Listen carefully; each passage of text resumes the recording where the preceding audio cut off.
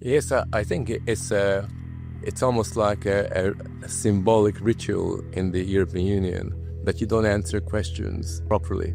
I wouldn't trust American company to be absolutely fair. One of the more amusing articles and kind of scandals in European politics has been the suggestion that the European Commission, which is notoriously secretive and notoriously slow at answering official questions, was actually maybe in the European Parliament President Roberta Metsola is currently investigating this, but there's a suggestion that they, instead of answering the questions that were put to them as they have a kind of a legal duty to answer these questions, instead employees were using ChatGPT to churn out the answers to some of these questions. We know, Paul, that there can be an accusation that people in the European institutions are a little bit too lazy to do the proper work. But what did you make of this kind of micro scandal? Well, everyone's lazy at some point, so I won't blame them for using ChatGPT. But first of all, there are 30,000 staff to work in this field, so I'm quite surprised that they are so busy that they need to make their life easier using ChatGPT. Also, I would say that the biggest problem I have with this is like the fact that ChatGPT, it hasn't been produced by any European Union member. It's actually American. So they say, no, don't worry. We use something called GPT at EC, which is a Wolof version of ChatGPT. Okay, but still that's American. Even if it's a Wolof version, I wouldn't trust American company to be absolutely fair about something that important about European Union affairs.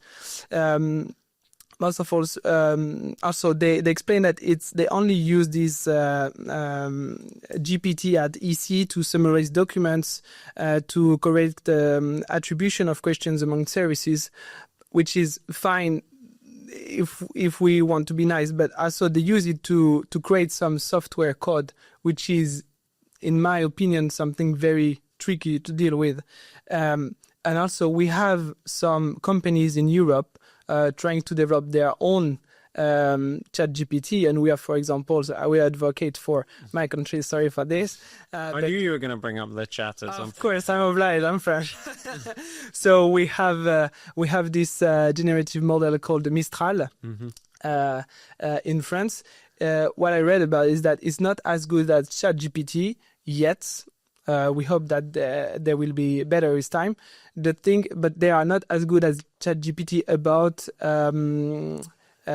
images and pictures analysis, and also about video. Do we need these to summarize documents or to correct attribution of questions among services? I don't think so. Yeah, and Frank, I mean, there's an amusing story here where everyone will be familiar with people shirking their responsibilities and trying to do less work, but it's actually kind of cuts to the heart of an issue that we've been coming into quite a lot, especially in our work exposing the NGO propaganda complex, which is that there's a kind of institutional aversion in European institutions from answering truthfully the questions that are put to them. And this is true whether it's the Commission or the Parliament or the rest of it.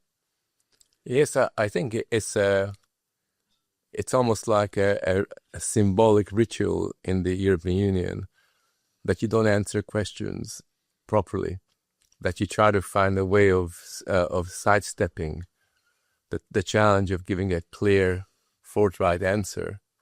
And there seems to be this impulse to make sure that information about the going on within the European Union never see the light of day, or only are communicated in the most incomprehensible form.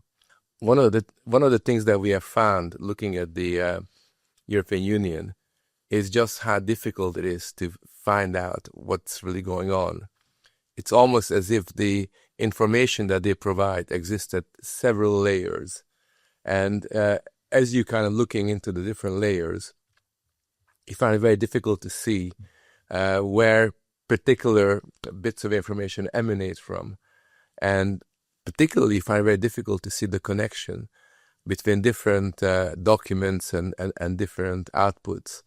that the European Union provides. And it seems to me that this is not an accident, but almost like a commitment to being the opposite of transparent, to being, to obfuscating the way that these things work, which tells you quite a lot about the integrity of this organization. It tells you a lot about the ethos and the work culture of this organization, which is why I'm not surprised that people are so casual about using AI in this kind of way, because as far as they're concerned, they're very indifferent as to the quality of information that they provide to the public.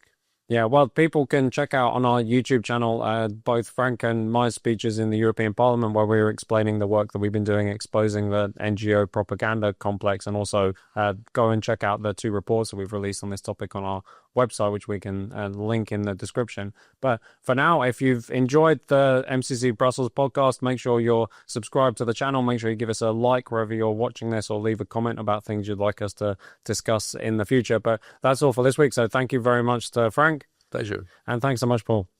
Thank you.